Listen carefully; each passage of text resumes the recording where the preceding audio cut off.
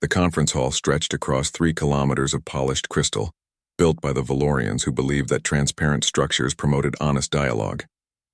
Ambassador Sarah Chen stood at the human podium, her hands gripping the sides as she looked out at the assembled representatives of 4,000 alien civilizations. The Galactic Council had been meeting for 300 years before humanity even discovered faster-than-light travel. And now, 47 years after Earth's admission, the humans were still treated like children at the adult table. The Cathara border incursions are increasing, Sarah said. Her voice translated into thousands of languages by the neural implants every council member wore. In the past 6 months, they have violated our territorial space 19 times. They are testing us, and I urge this council to take action before the situation escalates. A ripple of movement passed through the chamber. The Cathara delegation, their reptilian scales gleaming under the hall's artificial suns, remained motionless. Their lead diplomat, War Commander Thexacal, rose from his seat. He was nearly 3 meters tall. His species evolved from apex predators on a world where violence was rare but decisive. The humans exaggerate, Thexacal said, his translated voice carrying amusement. These were navigation errors, nothing more. Perhaps if humanity's technology was more advanced, such confusion would not occur. Laughter echoed from several delegations. The Zephyrini, beings of crystallized energy, chimed with sounds like breaking glass.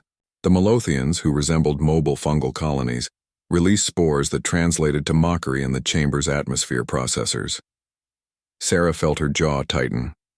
She had been Earth's ambassador for 12 years, and in that time she had learned that most of the galaxy viewed humanity as barely civilized. They had examined Earth's history, seen the wars, the genocides, the nuclear weapons that nearly ended the species in the 21st century. They had decided humans were primitive, violent, and in need of guidance. Commander Thexcal, Sarah continued, maintaining her diplomatic tone, Earth has complied with every council regulation since our admission.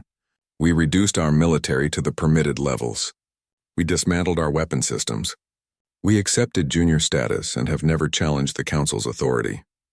But I must remind this assembly that our compliance is a choice, not a necessity. The Valorian Council President, a being named Crystalline Thought Ascending, shimmered with colors that indicated confusion. Ambassador Chen, are you threatening this council? No, Sarah replied firmly. I am warning you. Humanity has a long history of warfare. We have fought wars that consumed continents. We have created weapons capable of destroying our entire planet. We chose peace because we understood the alternative. We chose to follow your rules because we believed in a better way. But if you force us to defend ourselves without restriction, do not assume you understand what we are capable of. The chamber fell silent for a moment, then erupted in what the translation systems rendered as dismissive noise. The council members had heard this before. Every few years the humans would issue these dramatic warnings and nothing ever came of it. Earth was small with only 37 colony worlds compared to the thousands held by older civilizations. Their technology was adequate but unremarkable. Their military, now reduced to council-mandated levels, could barely defend their own territory. Your warning is noted, Crystalline Thought Ascending said. The colors of its body indicating the matter was closed. The Cathara have assured us that no hostile intent exists. We recommend both parties engage in cultural exchange programs to build mutual understanding. Sarah wanted to scream. Instead, she bowed slightly and returned to her seat. Beside her, Admiral James Okoye, Earth's military representative to the council, leaned close. They don't believe us, he whispered. They never do, Sarah replied. Back on Earth, in a facility buried beneath the Australian outback, Dr. Marcus Webb reviewed the latest reports from the reconnaissance drones monitoring Cathara military movements. The drones were strictly illegal under council law, of course, but Earth had learned early that following every rule would get them killed.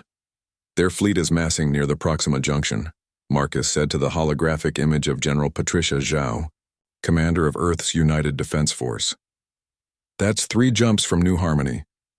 New Harmony was humanity's most successful colony, home to 8 million people, and Earth's primary agricultural research facilities. It was also poorly defended, with only a single orbital station and a small defensive fleet. Do we have authorization to reinforce? General Zhao asked. Negative, The Council would notice the fleet movements and demand an explanation. "We're already under observation for our last unauthorized military exercise." General Zhao's expression hardened. She was 72 years old and had served in the military since before first contact with alien life. She remembered when humanity's weapons were unrestricted, when Earth maintained dozens of dreadnoughts capable of cracking moons and orbital weapons that could sterilize continents. She had watched those weapons dismantled, cut apart, scattered across the solar system as scrap metal to satisfy Council regulations. "Have we heard from Site 17? She asked. Marcus smiled slightly. "Construction is on schedule. The first batch will be ready for deployment in 6 months." Site 17 did not officially exist. Neither did Sites 3, 8, 12, or the 43 other hidden facilities scattered across human space. The Council believed humanity had destroyed their advanced weapons. They were wrong. Every schematic, every research file, every tactical doctrine had been preserved, studied, and improved upon. Humanity had spent 47 years pretending to be harmless while preparing for the day when the illusion would shatter. That day came on a cold morning in March, by Earth's calendar. The Cathara fleet, numbering over 400 vessels, emerged from faster-than-light travel in orbit around New Harmony. They did not issue warnings or demands. They simply began firing on the colony's cities. The orbital defense station lasted 6 minutes before a Cathara plasma lance cut it in half. The human defensive fleet, 12 ships following Council-approved designs, engaged immediately. They were outnumbered 30-1 and destroyed within an hour. On the planet below, the bombardment continued for 8 hours before the Cathara ceased fire. 340,000 people died.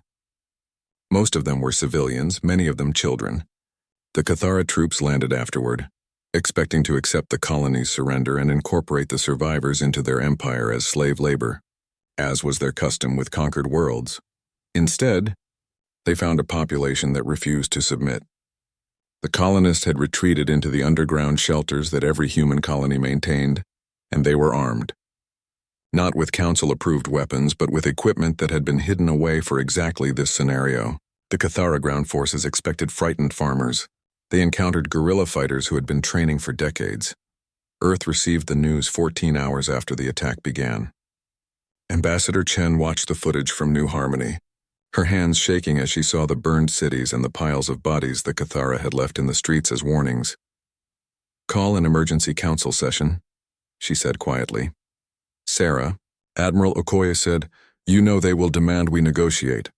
"I know," she replied, "and I'm going to tell them exactly what happens next." The emergency session convened within 3 hours. The chamber was less full than usual, with many delegates attending via hologram rather than in person. Ambassador Chen walked to the human podium, and this time, her hands did not shake.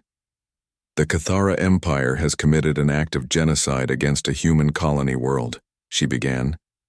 340,000 of our people are dead. The Council's rules of engagement, which we have followed faithfully for 47 years, require that we now enter mediation and accept a negotiated settlement. She paused, looking directly at Thexkal, who sat in his delegation seats with an expression that might have been satisfaction. "We decline," Sarah continued. "Humanity invokes Article 73 of the Council Charter, which permits unlimited self-defense in response to genocidal attacks. We warned this Council repeatedly that pushing humanity to war was a mistake. You ignored those warnings. You mistook our compliance for weakness and our restraint for inability." "Ambassador Chen," Crystalline Thought Ascending interrupted, its colors flashing alarm. "You cannot be suggesting—" "Earth is going to war," Sarah said, her voice carrying across the vast chamber. "Not the limited regulated conflict you understand. Real war as humanity has practiced it for 10,000 years. We gave you peace because we chose peace. You chose to give us war instead. May whatever gods you worship have mercy on you because we will not." The Cathara expected retaliation. What they received was something entirely different. War Commander Thexkal reviewed the intelligence reports from his command ship, the Endless Hunger, with growing confusion. The human defensive fleet had been destroyed at New Harmony as expected. The Council had issued formal protests but taken no action, as expected. By all military doctrine, the humans should now be scrambling to defend their remaining colonies while negotiating surrender terms. Instead, human ships had simply vanished. Where is their fleet? Thexcal demanded of his intelligence officer, a younger Cathara named Sephron. Unknown, Commander. Our scouts report that human vessels have withdrawn from their normal patrol routes. They are not defending their colonies or their homeworld approach vectors. They are cowards, then, Thexcal concluded. Prepare the fleet for the assault on their mining operations in the Arcturus sector. Once we control their resource worlds, Earth will have no choice but to submit. The Cathara fleet, still numbering over 300 vessels after the New Harmony engagement, entered faster than light travel toward their next target. They emerged in the Arcturus sector expecting to find lightly defended mining stations and perhaps a token defensive force. What they found was nothing. The mining stations had been abandoned, their equipment stripped away and the orbital platforms completely empty. For a moment, Thexcal wondered if the humans had simply fled. Then his sensors detected movement. Hundreds of small objects, each no larger than a personnel shuttle, suddenly appeared on the tactical display. They were accelerating at speeds that would kill any organic crew, and moving in patterns that violated every principle of civilized warfare. No formation, no coordination, no clear command structure. What are those? Sephron asked. Unknown contacts, possibly missiles or drones, the sensor officer replied. But they are not using any council-approved propulsion or weapon systems. The objects swarmed toward the Cathara fleet like angry insects.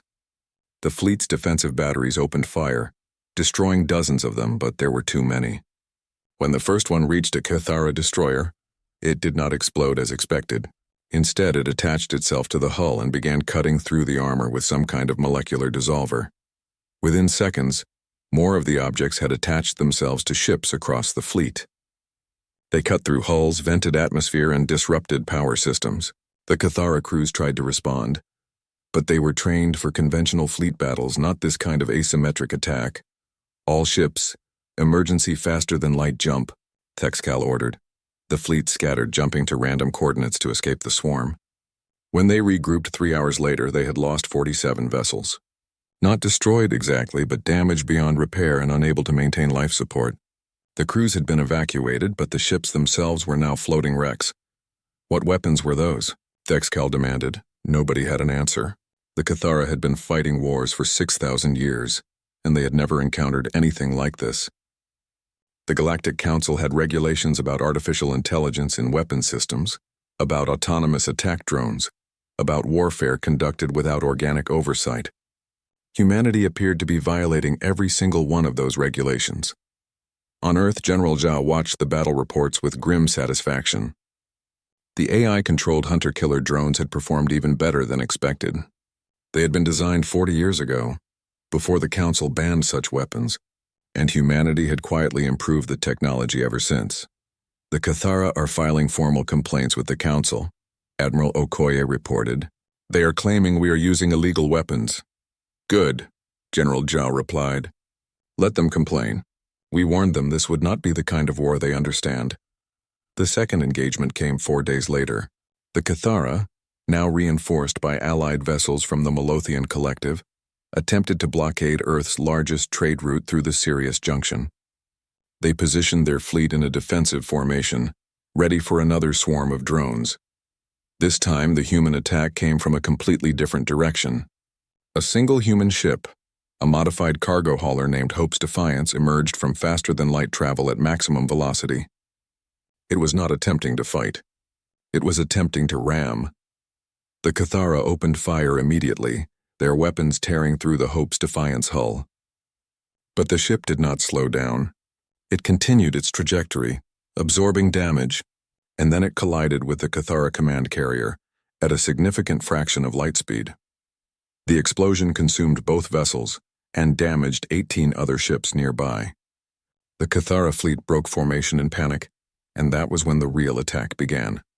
Human warships, utilizing stealth technology that the Council had never seen before, decloaked throughout the battlefield and opened fire at point-blank range. The engagement lasted 37 minutes. When it was over, the Cathara had lost their command carrier, 3 heavy cruisers, and 22 support vessels. The humans had lost 4 ships, including the Hope's Defiance, but the humans had also broadcast the entire battle on open channels, ensuring that every species in the galaxy could watch. They are using suicide tactics, the Valorian Council president said during the emergency session that followed. This is barbaric. This is war, Ambassador Chen replied coldly. The Cathara wanted to test humanity's resolve. Now they know. We will use any tactic, any weapon, any strategy necessary to defend our people. The Council regulations on warfare were designed for your civilized conflicts over resources and territory. Humanity has fought wars of extinction. We know what total war means, Kanos. You must stop, Crystalline Thought Ascending insisted. There are rules, protocols. You cannot simply, we can and we will, Sarah interrupted. We spent 47 years following your rules. We tried to be the civilized species you wanted us to be. The Cathara chose to interpret that as weakness. They murdered hundreds of thousands of our people.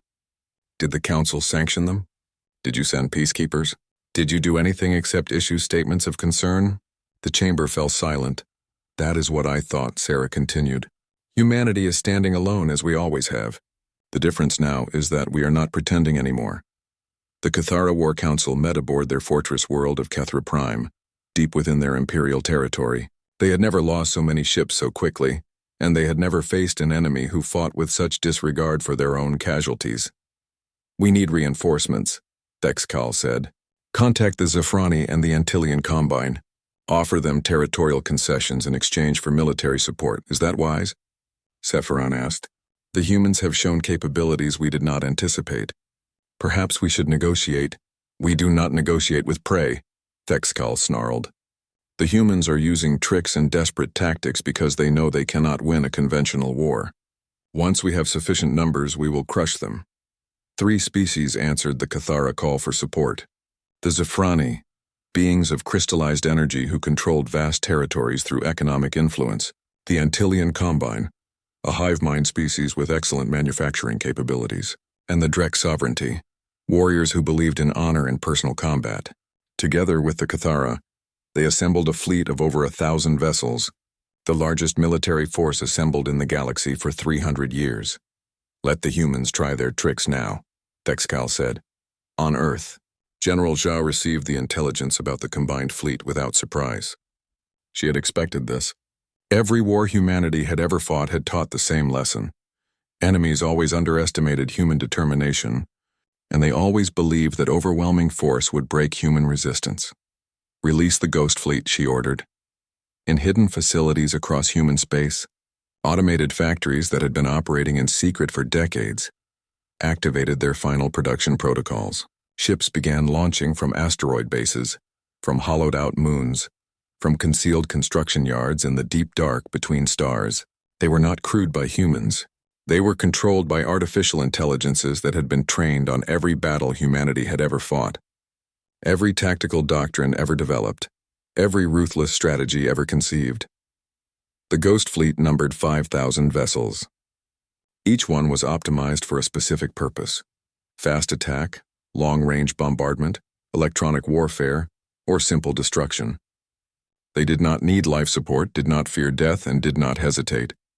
They were everything the Galactic Council had feared when they banned AI warfare, and they were about to teach the galaxy why those fears were justified.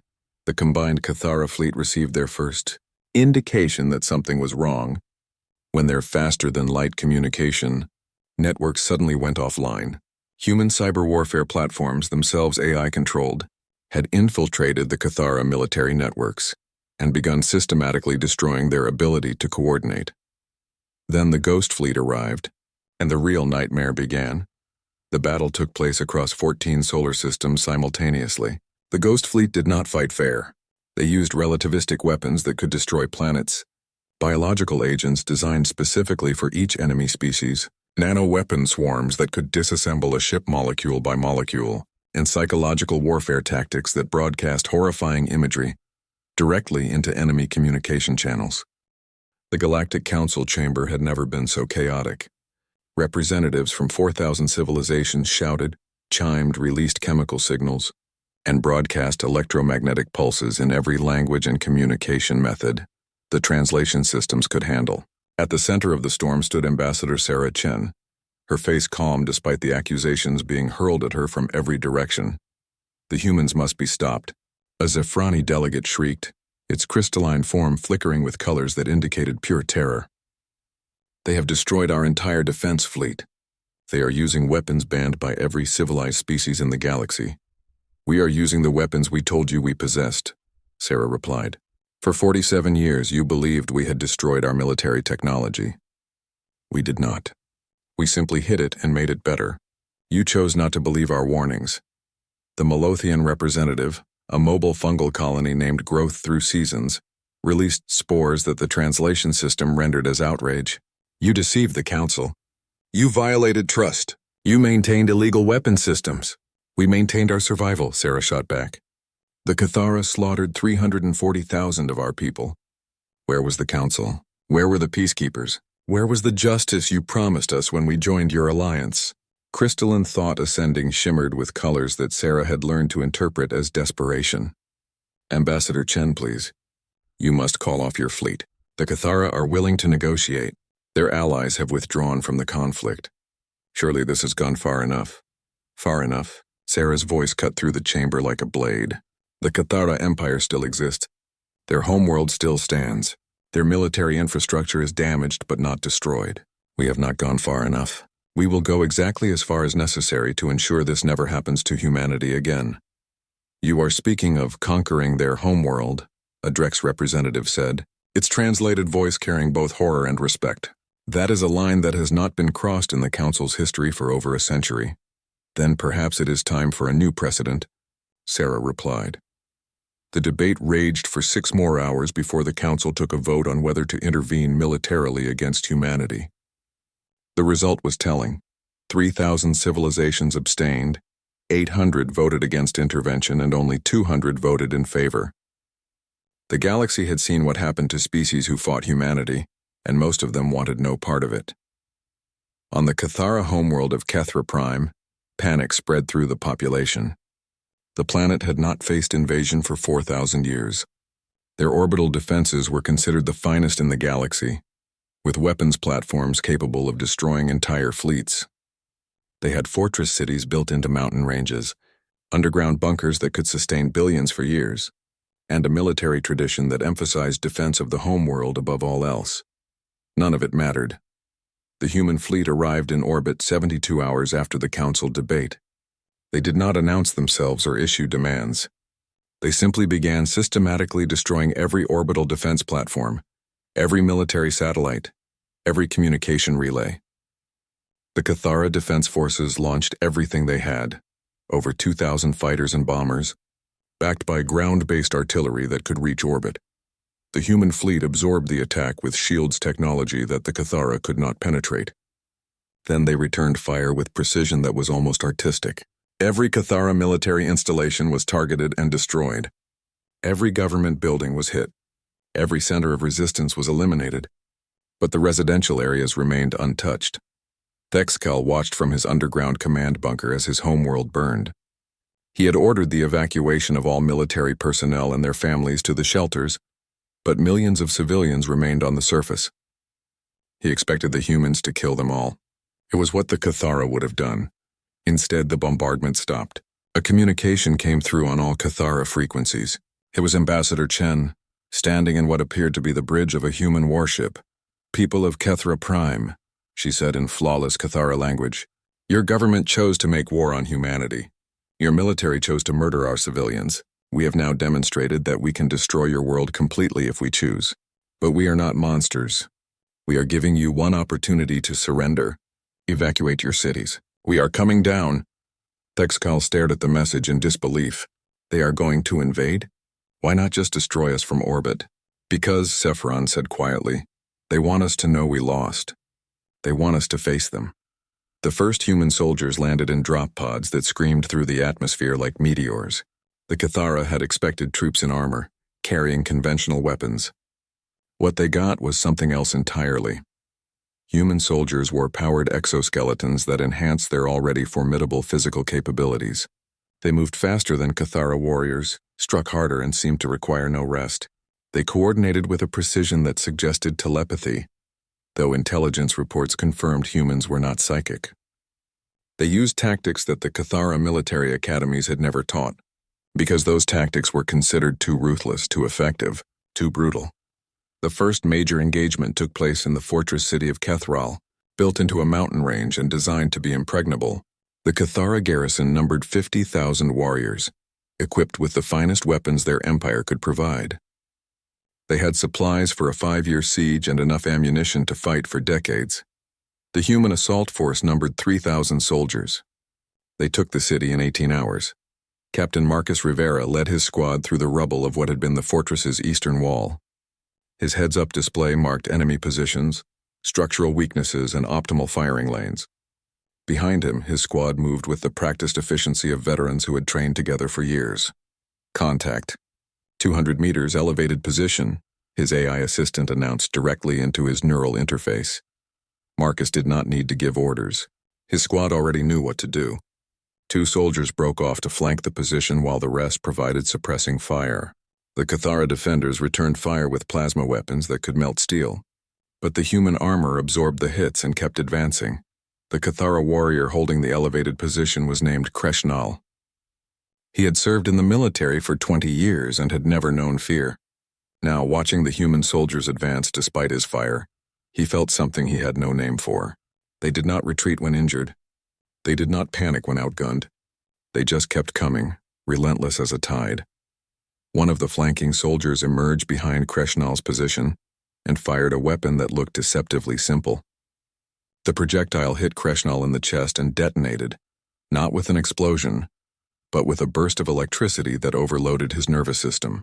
He collapsed, paralyzed but alive. The human soldier stepped over him and continued advancing. Kreshnal realized that the humans were not trying to kill every Cathara they encountered. They were neutralizing threats and moving on.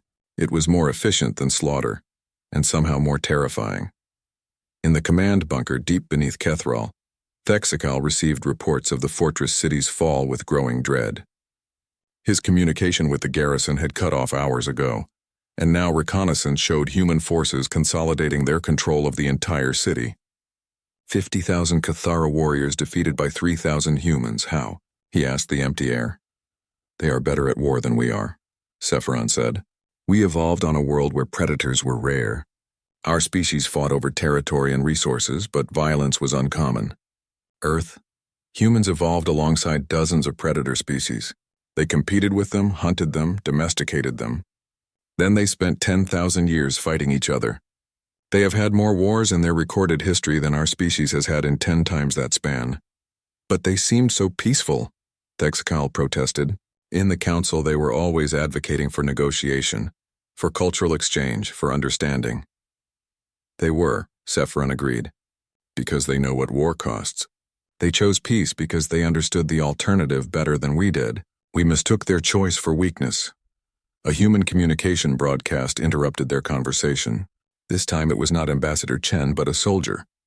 The camera showed a human woman in combat armor, her helmet removed to reveal a face covered in sweat and dust. I am Colonel Amanda Torres, commander of the human ground forces on Kethra Prime. To the Cathara military leadership, we have secured all major population centers on your homeworld. Your orbital defenses are destroyed. Your fleet is scattered. You have lost this war. I am authorized to accept your surrender on the following terms. The terms appeared on the display. They were harsh but not genocidal. The Cathara Empire would be dissolved. Their military would be reduced to a small defensive force. They would pay reparations for the attack on New Harmony. War criminals, including Thexikal himself, would be handed over for trial. But the Cathara people would be allowed to survive, to rebuild, to have a future. If you do not accept these terms within 12 hours, Colonel Torres continued, we will resume military operations. We have the capability to bombard your planet from orbit, to deploy biological weapons tailored to your species, to use nuclear devices that would render your world uninhabitable. The surrender of the Cathara homeworld sent shockwaves through the galaxy. 3 other species who had allied with the Cathara immediately contacted Earth to negotiate separate peace agreements. The Zephrani offered complete access to their economic networks. The Antillean Combine provided technological patents worth trillions. The Drex sovereignty, warriors who respected strength above all else, offered a formal alliance. Earth accepted all 3 offers, but the terms were harsh. Each species would reduce their military to defensive levels only. Each would allow human observers to verify compliance. Each would pay reparations to the families of those killed at New Harmony.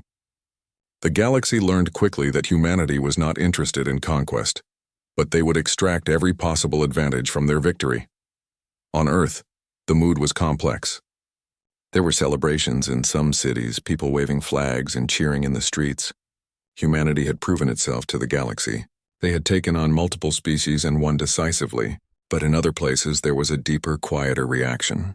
Memorials were built for the soldiers who had died. Support groups formed for veterans returning from the war. Religious leaders spoke of the burden of victory and the cost of violence. In a quiet office in Geneva, Dr. Elena Vasquez reviewed psychological assessments of soldiers returning from the Cathara campaign. She was the chief psychologist for the United Defense Force, and what she was seeing in the data terrified her. "We created something efficient," she said to General Zhao during their weekly briefing. "Our soldiers are incredibly effective. The Cathara never stood a chance once we committed to total war. But look at these statistics."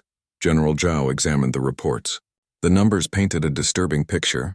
43% of returning soldiers showed signs of severe psychological trauma. 27% reported nightmares about combat actions they had taken. 15% expressed concerns about their ability to return to civilian life. And most troubling, 8% reported that they had enjoyed the combat. "They are good at war," Elena continued. "Too good. We spent 47 years pretending to be peaceful, but we never stopped preparing for conflict. We trained these men and women to be efficient killers, and now we are surprised that they struggle with what they became." "What do you recommend?" General Zhao asked.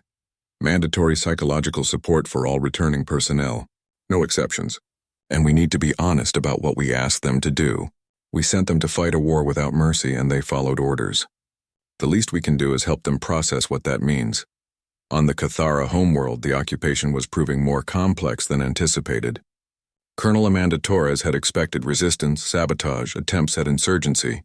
Instead, she found a population that seemed shocked into compliance. The Cathara civilians were not hostile. They were afraid. "They think we are going to kill them," Lieutenant Sarah Kim reported after conducting interviews with local residents. "They expect us to do to them what they did to New Harmony." Amanda had seen the recordings from New Harmony, the piles of bodies, the burned children, the systematic slaughter that the Cathara had inflicted. She understood the desire for revenge. Some of her soldiers had lost family members in that attack, but humanity had made a choice about what kind of species they wanted to be, even in victory. "We are not going to kill civilians," Amanda said firmly. "That is not who we are. Make sure every unit commander understands. Anyone who violates the rules of engagement will face court-martial. We won this war. Now we have to win the peace. It was easier said than done." Private James Chen, no relation to Ambassador Sarah Chen, stood guard at a distribution center where human forces were providing food and medical supplies to displaced Cathara civilians. He watched as the aliens lined up, their scales dulled by stress and malnutrition, and he tried to reconcile what he was seeing with what he knew they had done. "They killed my cousin," he said to his squad mate, Corporal Maria Santos. "She was at New Harmony. She was a teacher. They burned her school with all the children inside." "I know," Maria replied. "My brother died there too. But these civilians did not do that. Their military did. We are trying to be better than them." "Are we?" James asked. "We used biological weapons. We deployed AI that killed without hesitation. We bombed their cities and invaded their homeworld. How are we better?" Maria did not have an answer. It was the question that haunted every human soldier on occupation duty. They had won by being more ruthless, more efficient, more willing to do terrible things than their enemies. Somewhere along the way, they had stopped holding back. And now they were trying to figure out how to put the restraints back on. On Earth, the debate raged in every parliament, every senate, every governing body. What kind of military should humanity maintain now? What role should they play in the galaxy? How could they prevent this from happening again?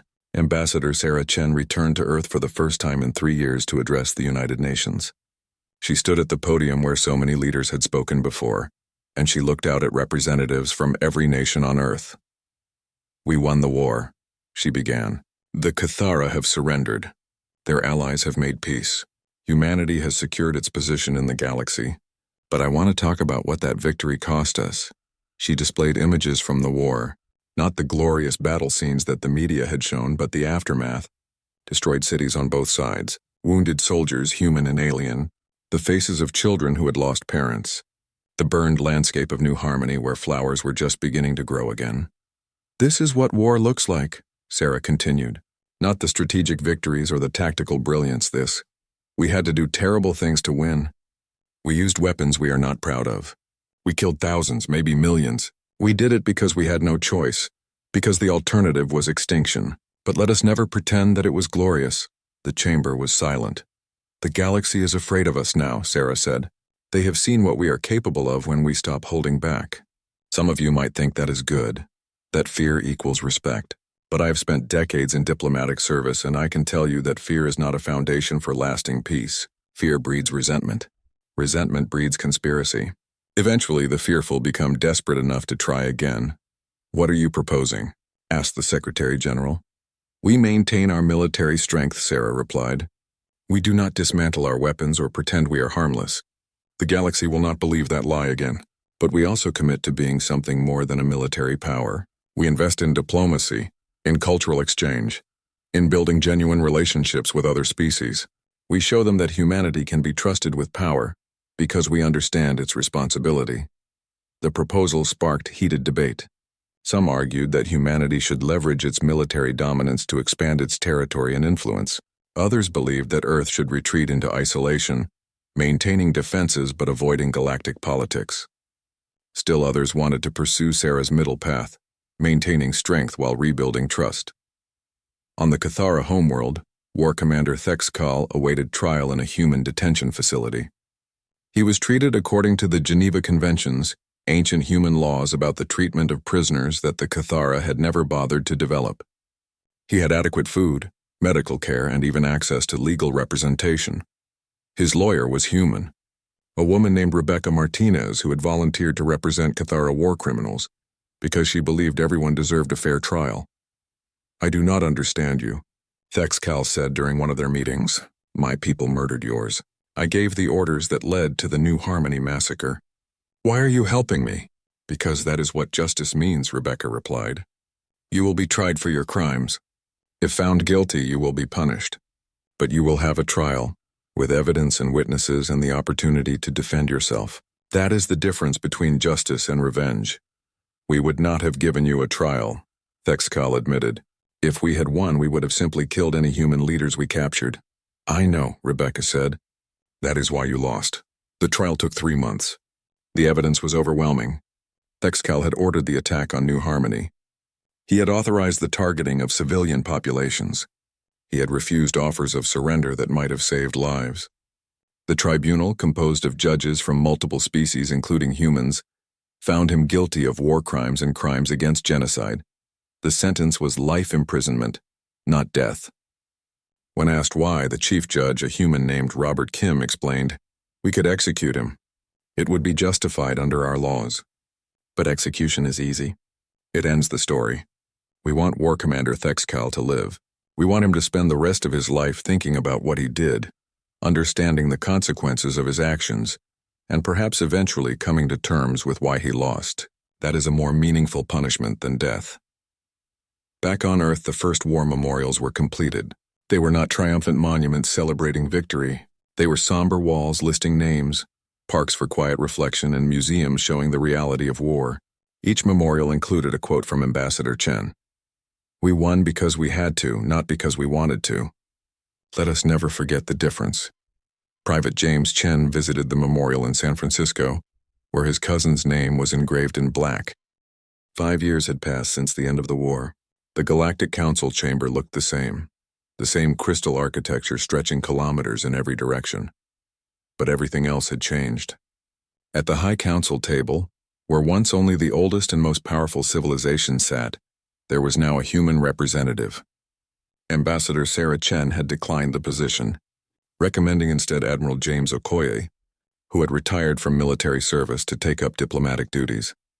The change in seating arrangements was symbolic of a larger shift. The Council had restructured its entire approach to military regulation. Species were no longer required to limit their defense capabilities. Instead, New protocols focused on clear rules of engagement, transparency in military deployments, and swift international response to acts of aggression. The regulations had teeth now, backed by the implicit threat that humanity would enforce them if necessary. The Thalorian cluster is reporting border tensions with the Margrave Union, James said, reviewing the morning's intelligence briefing. Both sides are mobilizing military assets, but they are following proper notification protocols. Crystalline thought. Ascending shimmered with colors that James had learned to recognize as relief. 5 years ago, such a conflict would have escalated without oversight. Now both parties understand that violations will be addressed by Council peacekeepers. Council peacekeepers, James noted, is an interesting way to say human enforcement fleet. You are not wrong, the Valorian admitted. No species wishes to face humanity in conflict. Your reputation precedes you, it was true. Humanity had become the galaxy's enforcer, not through choice but through necessity. When the Drac sovereignty had attempted to annex a neighboring system 2 years ago, a single human diplomatic ship had arrived and informed them that they had 24 hours to withdraw or face consequences. The Dracs had withdrawn within 6 hours. When pirates began raiding shipping lanes in the outer sectors, human hunter-killer drones had hunted them down with ruthless efficiency. The piracy stopped within weeks. Fear was an effective tool, but James understood what Ambassador Chen had warned about. Fear without trust was a fragile foundation.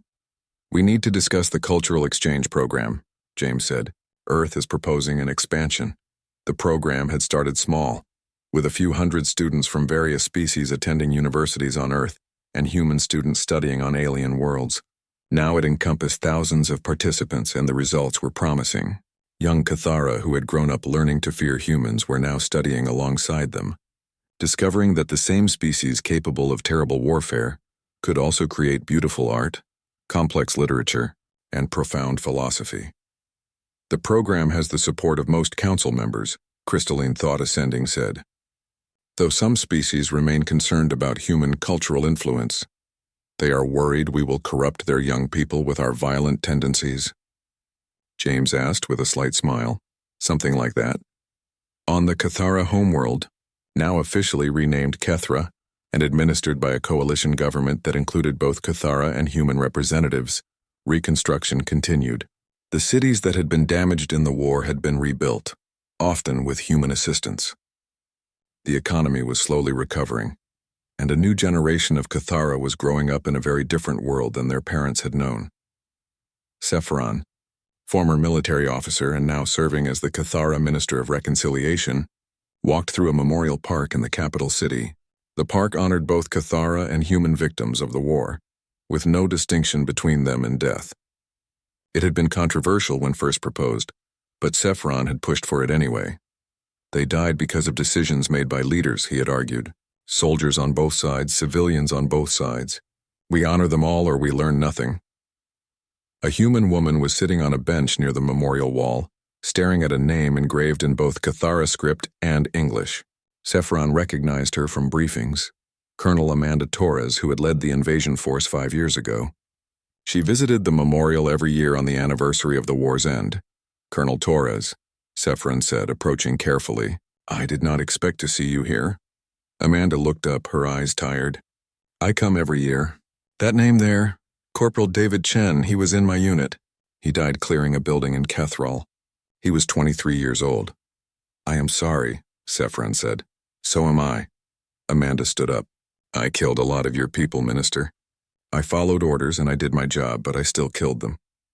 I thought coming here would help me make sense of it. 5 years later, I am still trying. War makes sense only to those who have never fought in one, Sephiron replied. I have learned that from studying human history. You have a philosopher, a man named Sherman, who said war is hell. He was correct. William Tecumseh Sherman, Amanda confirmed. He also said that war is cruel and you cannot refine it. We tried to refine it, we tried to make it civilized. Then the Cathara killed 300,000 of our people, and we remembered what war really is. They stood together in silence for a moment. Two veterans on opposite sides of a conflict neither had wanted. Your people are afraid of us, Amanda finally said. I can see it every time I visit. They are polite, they are cooperative, but they are afraid. I understand why, but I wish there was a way to change it. Time, Sephiron suggested, and actions that build trust. You are here, after all. You could have stayed on Earth, enjoyed your victory, forgotten about us. Instead, you come back every year to remember our dead alongside your own. That means something. On Earth, in a small apartment in Chicago, James Chen had completed his transition back to civilian life. It had not been easy. The war had changed him in ways he was still discovering. He attended therapy twice a week, part of the mandatory program for all veterans. He had nightmares sometimes, seeing the faces of Cathara soldiers he had fought against, wondering if they had families, if they had been good people following bad orders. His therapist, Dr. Vasquez, had helped him develop coping strategies, but the real breakthrough had come when he started volunteering at a refugee center that helped Cathara civilians who had emigrated to Earth. There were not many, only a few thousand across the planet, but they needed support adjusting to human society. Why did you come here? James asked a young Cathara female named Shikala during one of their mentoring sessions. After everything that happened, why would you want to live on Earth? Because Earth is where the future is, Shikala replied in heavily accented English. She was learning the language, struggling with the sounds that Cathara vocal cords were not designed to make. My world is broken. We lost the war. We lost our pride. We lost our place in the galaxy. But Earth? Earth won and then chose not to destroy us. Earth gave us a future. I want to understand how a species can be so powerful and so merciful at the same time. James thought about that. Merciful was not a word he would have used to describe humanity's conduct of the war, but in the aftermath, in the choice to rebuild rather than obliterate, maybe mercy was the right word after all. We are not as merciful as you think, he said honestly. We did terrible things during the war. I know, Shkala replied. I have studied the history. I have seen the footage. But you also stopped. You won and you could have killed us all, but you stopped. That is the part I want to understand. In the Galactic Council, a new crisis was emerging. A species called the Vorn, from a distant sector that had limited contact with the Council, had begun expanding aggressively into neighboring territories. Early reports suggested they had advanced weapons technology and a militant culture that glorified conquest.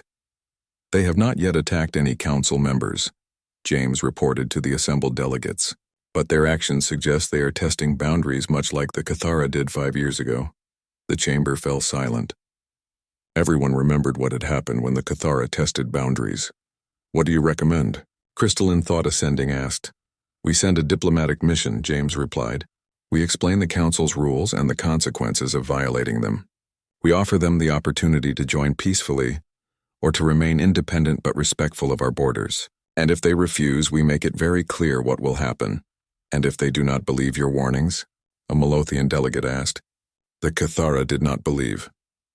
Then they will learn the same lesson the Cathara learned, James said grimly. But hopefully they are smarter. The diplomatic mission was led by a joint team of humans and Cathara, a symbolic choice that showed the galaxy how much had changed. Sephiron represented the Cathara, and he brought with him recordings of the war, footage of the devastation, testimony from survivors. The message was clear. This is what happens when you challenge humanity. The Vorn leaders watched the presentations in silence. They were insectoid beings with compound eyes that reflected no emotion humans could read. But their translator rendered their final response clearly. We understand. We will respect Council boundaries. The crisis was resolved without bloodshed. It was a small victory, but an important one. The galaxy was learning that humanity's threats were not bluffs, but also that humanity preferred peace when possible. Back on Earth, in a ceremony attended by representatives from dozens of species, the new galactic memorial was unveiled.